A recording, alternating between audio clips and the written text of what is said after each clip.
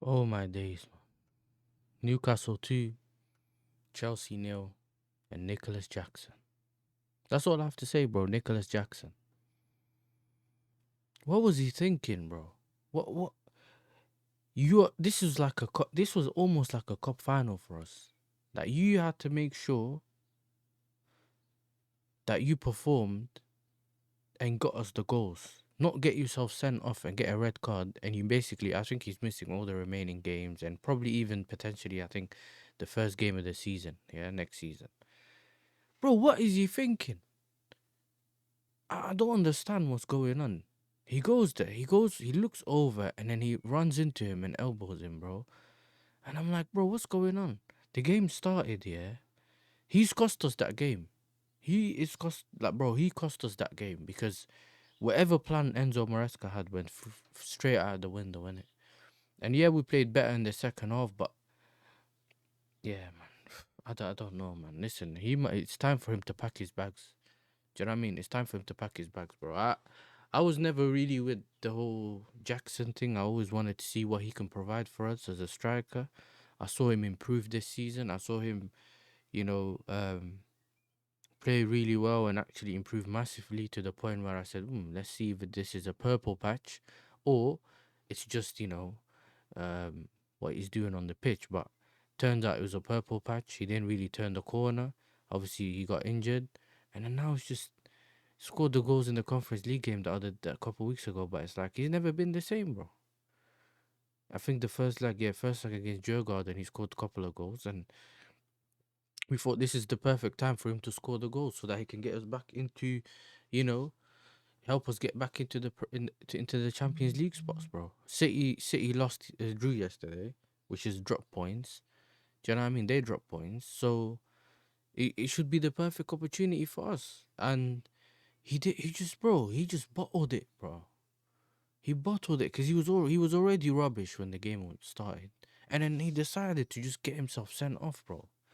So it's not even like he didn't perform well and we can get someone else off the bench. Obviously, Nkunku went on the bench, but it's not like he would have done some miracles. But you still don't know. This is my point. You still don't know. So now let's get to the game, bro. I don't want to keep talking about this Jackson guy, yeah, because bro, he's annoyed me, bro. He's annoyed me so much recently, like his decision making, listen, let's get into the game. We struggled to get into the game. You know what I'm saying? They played with like a high intensity. We've tried to, I think first 20 minutes, we just tried to calm the game down to our tempo so that we can control the tempo of the game. We struggled. Third minute, I think around third minute is when Gordon went around Caicedo, and he obviously was out of position because he does his whole inverting thing, so he's a bit further forward. Managed to take him down in the box. You didn't really. I don't think it was a penalty anyway, but is what it is.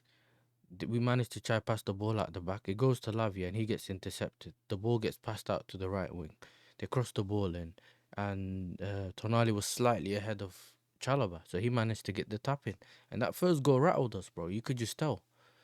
You could tell the first goal just rattled us straight away. We went in there and I thought, oh, now we have to start from 1-0 down instead of whatever.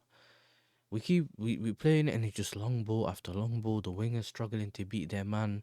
Madueke is struggling to beat his man on the left. Do you know what I'm saying? He's just passing it back. I know that we're trying to control the game and then play to how we want to play, but it just weren't working, innit? Then we slowly started to get control of the game. And this is what annoys us more about the Jackson thing. This is what annoys me so much about the Jackson thing. We started to get back into the game. We started to control the game. They started sitting back a bit more. And all of a sudden, we get that long ball from the goalkeeper who, bro, his kicking is, bro, he just passes it to the opposition. 24/7, he just passes it straight to the opposition. That's the opposition. This is the opposition. He just knows how to pass it to them. That's all he knows. Nothing more, nothing less. So he's kept passing it to them the whole time. Whether it's a long ball, whether it's, I don't know, or whatever. He just keeps going to them. Either way, he does the long ball to Jackson, who looks up and then looks sideways, looks straight at, I don't even know which player it was, bro. He looked straight at him and then went in with an elbow this high, bro, and just It wasn't straight to his head. I think it was close to his neck. But yeah, man, you know what I'm saying. And he got sent off, and we just had to improvise again. Do you know what I'm saying? You know what? I think we played Chilwell at left wing, played like that. I think and then all of a sudden we started to create a bit more opportunities. You know, we had the double shot from Palmer, which got deflected, went for a corner. We had the Cucurella shot, which was saved. We had the Enzo shot that was tipped over the bar.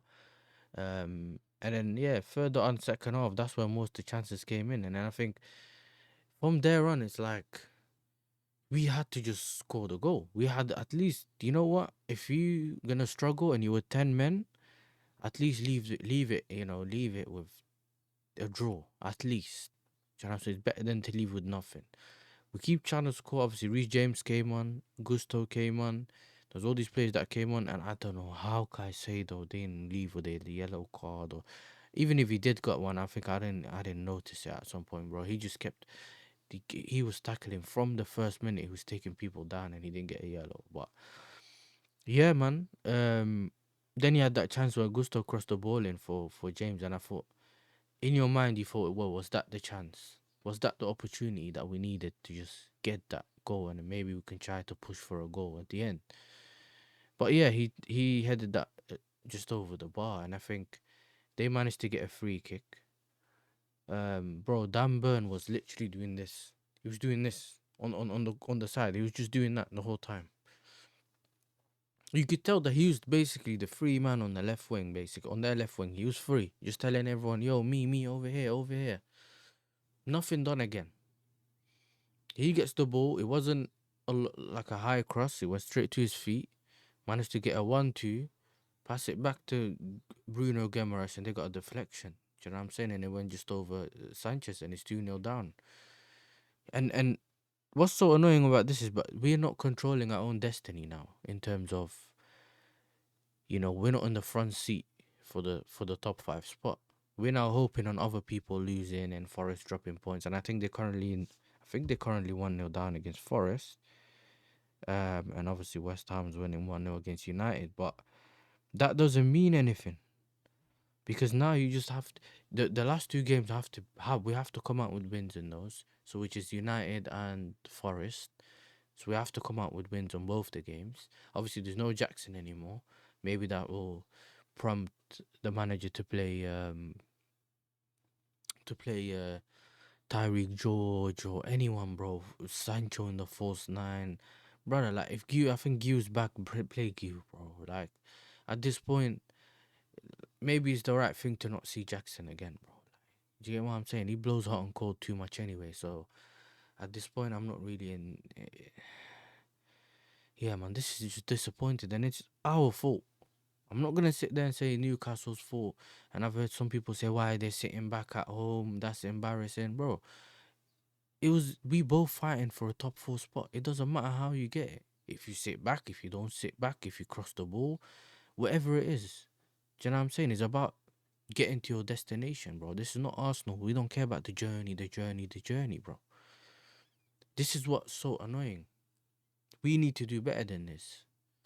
And this, bro, we cannot lose this top 5 spot. I don't care. I don't care if this team beats Villa and Villa beats this team and they have United left and blah, blah, blah. Bro, you go and beat United at home and you go beat Forest away, bro. Because, listen, right now it's not looking good. It's not looking good. You get handed gifts, bro. Literally, we get handed gifts because City dropped points. Forest have dropped points in the last couple of weeks. Yeah, I think it was Palace and someone else. Why not capitalize, bro? I've said that the game was difficult from day one. As in, after we beat Liverpool, I said, yo, we didn't obviously expect to beat Liverpool in terms of it's Liverpool, but they were on the beach, we got our points, move on. Then you look straight at the next game, which is this one. I said, yo, Newcastle, out of all of the teams, they are the ones that expect to give us a game, innit? Don't just think you're gonna roll them over. It doesn't work like that, and we've seen that it doesn't work like that. But at the same time, do your job. We didn't do our job, and this is why we are where we are. And it's annoying. It's so annoying, bro. We need to do better than this.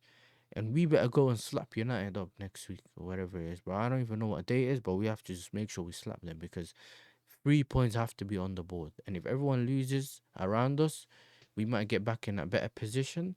But it's up to us now. And either we throw this away or, you know what I'm saying, we grasp it with both hands. Obviously, beating Liverpool has softened the blow, but at the same time, we still have to do better. Listen, people, if you've watched all the way to the end, thank you for all the support. Thank you for liking and subscribing. Share the video. And yeah, man, see you guys into the next one, man. Peace.